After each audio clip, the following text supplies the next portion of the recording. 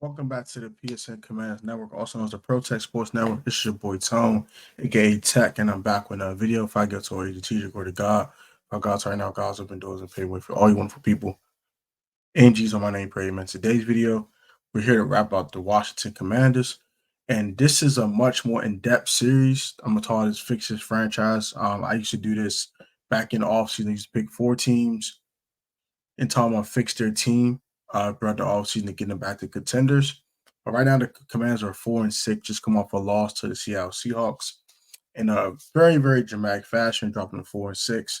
Uh, Tough season so far for the Commanders, only having one win streak, and that was the first 2 games of the season. Have not won 2 consecutive games since. And probably won't for the rest of the season because the schedule is very daunting. But nonetheless, we got to clear out this front office and this coaching staff. So we'll talk about how to fix the front office, right? That's episode. This is episode 1, part 1. There's all be one episode will be different. I'm gonna divvy it into different parts. First will be the front office, then the coaching staff, and then the roster. The roster is probably my favorite part because that's what I'm most familiar with. But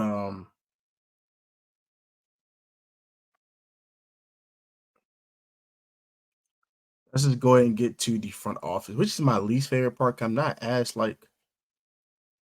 familiar with this as much as other people are, but we can go ahead and look at this though.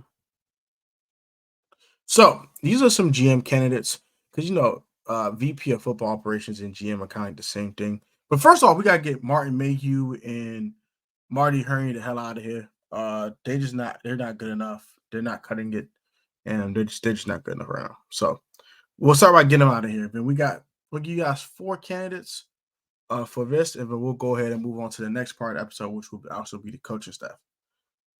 So Ian Cunningham is the assistant GM for the Bears. It's a candidate they have in this Reddit article, which is it's a Commanders Reddit article right here. I'm reading to you guys. Yes, the Bears are a mess themselves, but Cunningham has been a part of a winning culture everywhere else he's been. Successful stints with the scouting in the front office of the Ravens and Eagles, Cunningham uh, and GM Ryan Poles were brought to fix the Bears. They inherited Justin Fields in an absolute crap show that was left behind by former general manager Ryan Pace. And while they haven't been successful in their endeavor so far, I feel that Cunningham's contributions to two successful franchises, the fact that he was a college offensive lineman, good God, we do need a GM that understands the value of an offensive line, and he's familiar with the area, makes him a strong contender for our general manager position. Now, the fact that he was with the Ravens and Eagles and both those teams were so successful, himself for the last 2 decades or so, that's a very good look. I do like that a lot. So it's the kind of guy I might keep my eye on. Uh, Andy Weedle, he's the assistant GM for the Steelers right now. Pretty much checks off all the boxes that Cunningham does. He's a disciple of the Ravens and Eagles. He joined the Steelers earlier this year after being passed over the head job in Pittsburgh. Adam Peters. I know about this guy. He's the 49ers assistant GM. The guy I really want. As John Lynch understudy for the past 6 years, the Niners have obviously been one of the most successful organizations the past half decade. San Fran has homegrown talent with guys like Nick Bosa, Fred Warner, Debo Samuel, Brandon Ayuk, and Jared Greenlaw being drafted by the current regime. They're also shown that they're not afraid to move pieces for a superstar player, whether it's CMC or when they got our star left tackle in an absolute heist from Dan and Bruce's idiotic hands. What do you want to see from? I mean, who do you want to see as our new GM? This is potentially the new ownership's first major hire. It will go a long way to determine the direction of our franchise for years to come. Adam Pierce is my number 1 candidate. I like Adam Pierce a lot, actually. He's the most interesting guy. But the other 2 guys are very interesting as well, especially the fact that they were a part of the Ravens and Eagles organizations, which are very good for the past few years. Is very interesting. But Adam Pierce is my number 1 guy. Like, he's my number 1 guy for GM.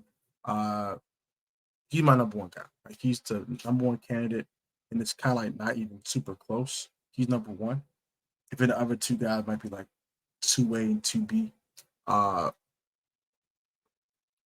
I think another candidate for me, who is the assistant GM of the Eagles? Who's under Howie Roseman? That's my other guy.